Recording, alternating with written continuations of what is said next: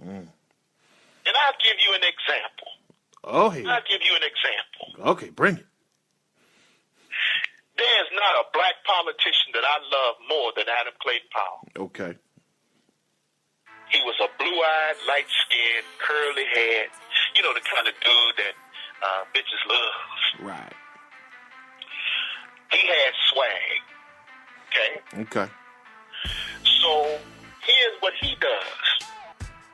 He did a lot of fighting for black people. He did. But he did some fuck shit. And he got that position because of swag, and here's why.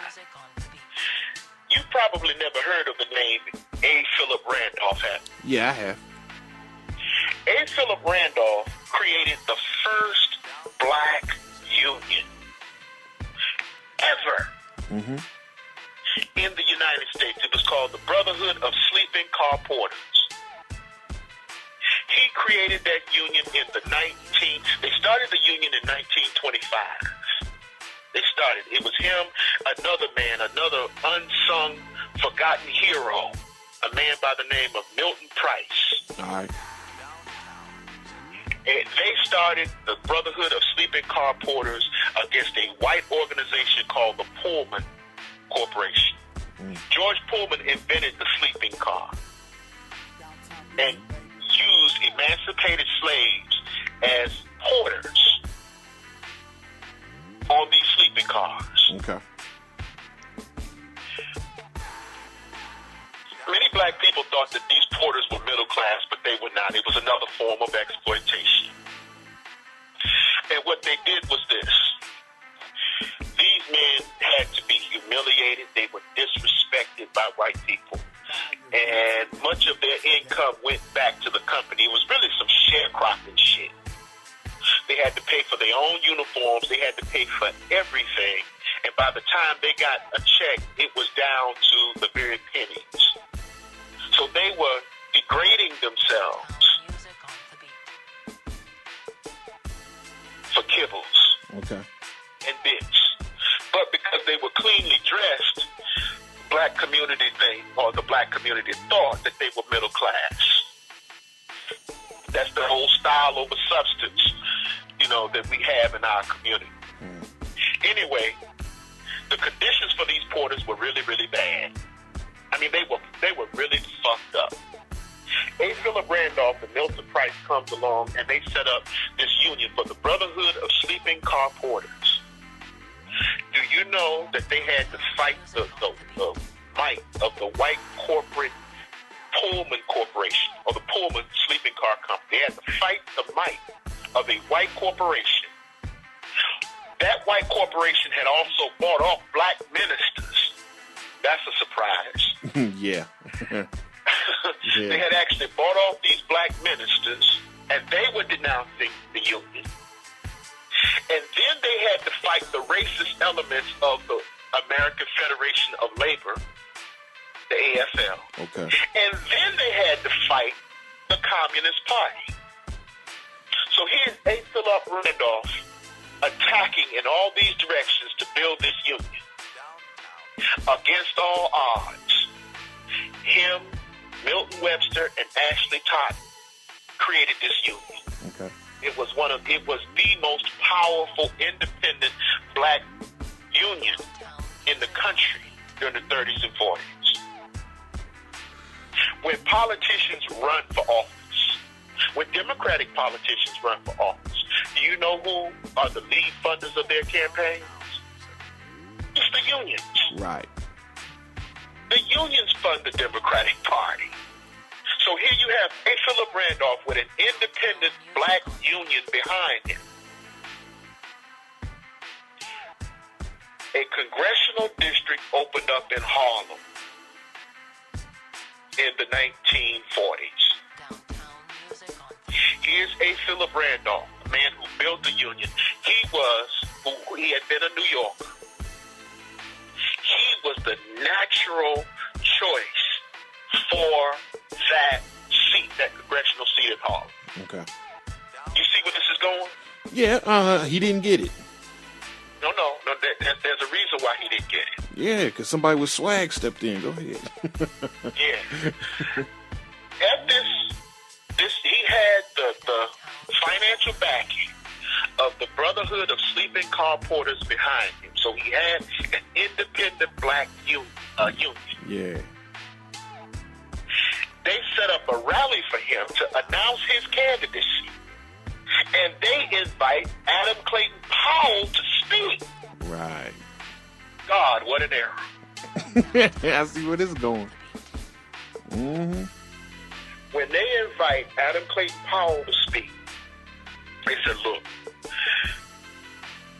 don't put this nigga on first. Because he gonna get up here and swag step all over a.philp Randolph. Yeah. Put this nigga on last. Adam heard this. And you know what he does? He jumps on stage at another man's rally, funded by another man's organization, and announces his candidacy over his platform. Wow. This is downtown music. Let that sink in. And the rest is history. You come on somebody else's stage, what they worked and paid for, and where they paid dues to organize that platform.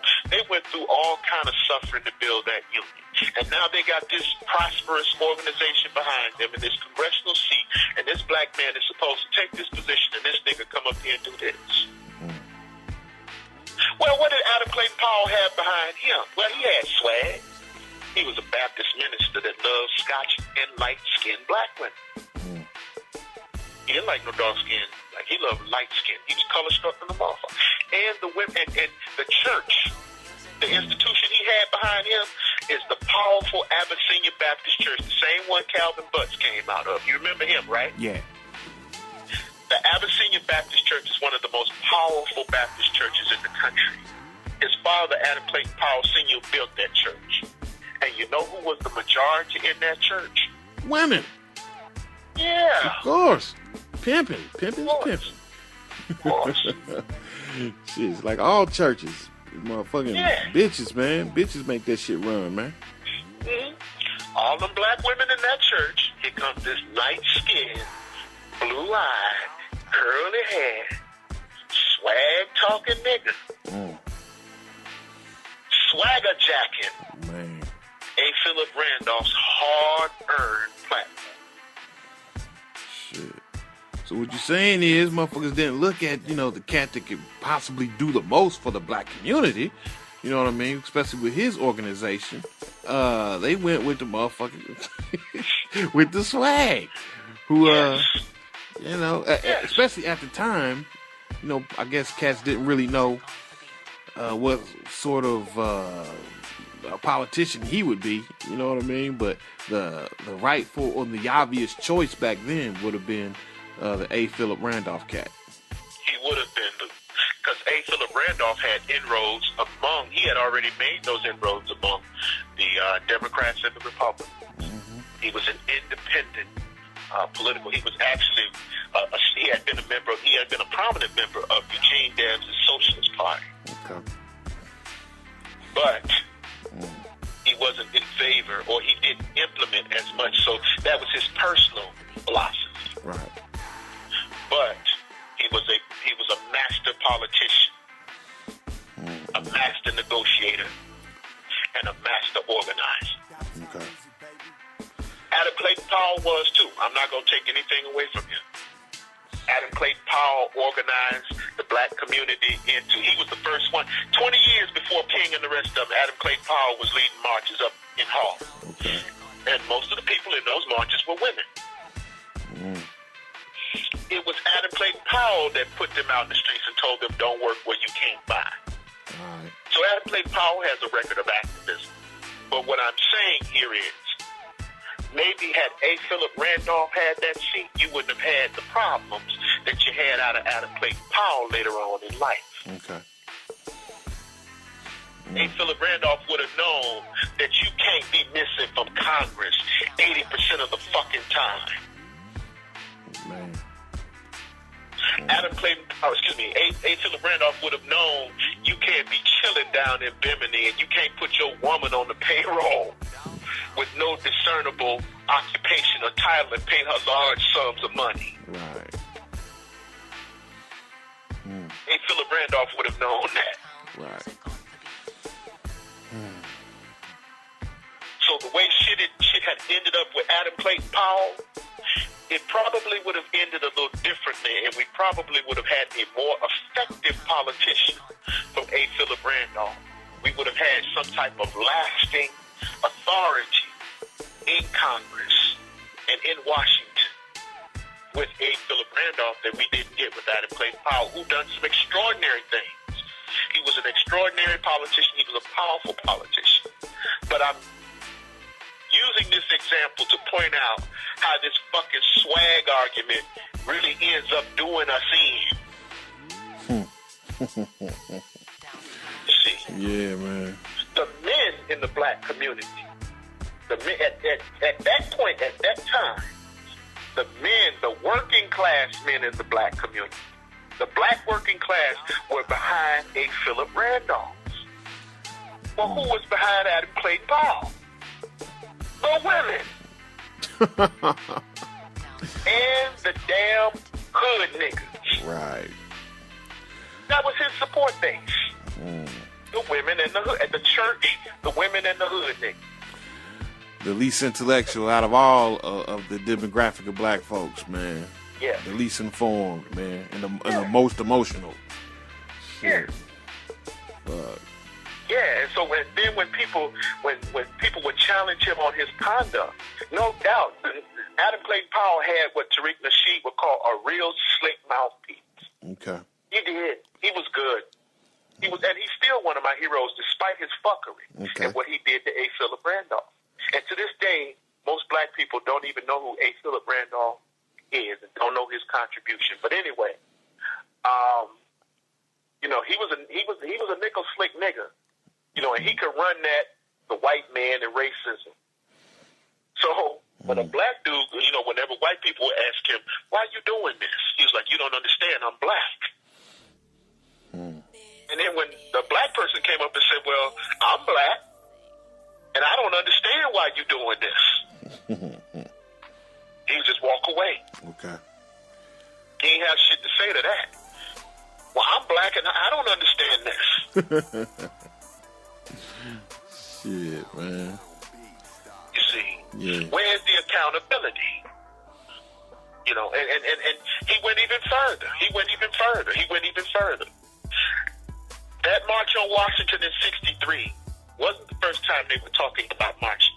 Interestingly enough, the first man to propose marching on Washington was actually A. Philip Randolph. He was the originator of the March on Washington, of the idea of the March on Washington in the 40s. Right. And then again, when they were talking about marching on Washington, it was during the time when John Kennedy was running for the presidency. Here's what Adam Clayton Powell does. Here's what he does. When King and the rest of them are talking about marching to Washington, King and Bayard Rustin was a homosexual. You know that, right? Nah. Yeah, he was a homosexual. Okay. They were talking about marching to Washington. And Adam Clayton Powell had cut a backroom deal with Kennedy and Johnson that it wasn't going to be no marching. And when his assistant, J. Raymond Jones, told him they're coming to Washington, Adam Clayton Powell said, you tell them I said call it off. He said, I already told them. And then they said, no, they're not doing it. He said, you tell them for me, if they don't call it off, I'm going to leak a rumor that King and Bayard Rustin are having a homosexual affair. God damn. Wow. Motherfucker was playing for keeps. Yeah. Hell no. You tell them, Adam said call it off, and if they don't call it off, you tell them I'm going to leak a rumor that they having an affair. They stopped that goddamn march. Shit. Wow, man. But to show you how things end up. When they threw his ass out of Congress, when the white folks threw his ass out of Congress, and they threw him out of Congress, that was wrong the way they threw him out of Congress. That was illegal. He actually sued them in the Supreme Court, sued for his seat back and won. But when they were throwing him out of Congress, guess who was the first person to speak out in defense of Adam Clayton Powell? King? Martin Luther King Jr. Right. Shit. The nigga he shitted on. Yeah, man. Irony. Yeah. The nigga that he shitted on 6 years earlier was the first person to speak up for him in his defense. But black people were captivated with Adam Clayton Powell because he had swag. And because of that light skin and them blue eyes. And of course, he was a pastor. Even during the time he was in the congressional seat, he was still the pastor at the Senior Baptist Church. And it was a black woman that, ironically, just like Cosby, he's bought down by a black bitch. Yeah, motherfucker, I tread lightly, man, when it comes to these black bitches, man. That's why, I ain't sleep on none of them, bruh. Let's go back to accountability. Let's go back where we came in at accountability. Right. The white mob, here's how they were playing it. They would use the police to bust their black competition. And they would put nothing back in the community. When the niggas tried to buy the police would take the niggas' money and double cross them. Yeah, man. So the white mob had a black woman in Harlem to deliver the payoffs to the police. She was a bag lady for the white mob. All right. Adam Clayton Powell took this argument to the floor of Congress. And he called this woman a bag lady. And she was a bag lady. All right. So here she is, broke. She on welfare now, broke. Now all of a sudden, she gets a suit filed. She files a suit against Adam Clayton Powell. She files a suit against Adam Clayton. How a bitch on welfare get 3 of the most expensive lawyers in Harlem? How the fuck that happened? Shit, boy. We know how that happened, boy. She had handlers. Yeah. So this black woman, who is a bag lady for the mob, who's on welfare in Harlem, get 3 of the most expensive attorneys in Harlem, and they sue Adam Clayton Powell and win a judgment for defamation. Truth is a defense against defamation. So how the fuck did she win? Right.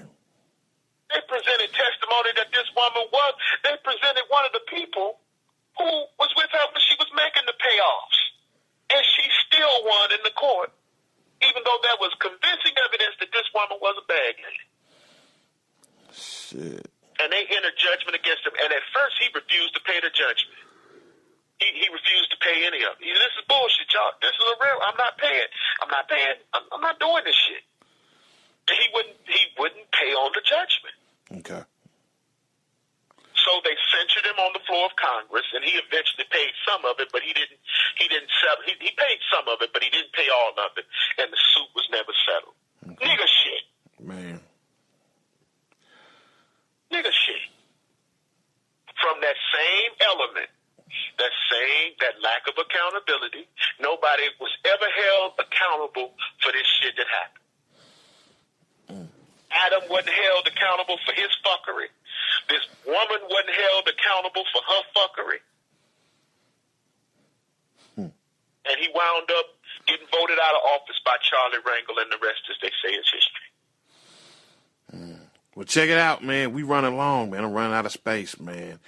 Yeah, the accountability situation is just, it's abysmal, man. It's abysmal, man. Just looking at everything that's happening now, all the way back through history, man. Shit is just, it's horrible, man. So we gonna tap this on out, man. And once again, you know how we do.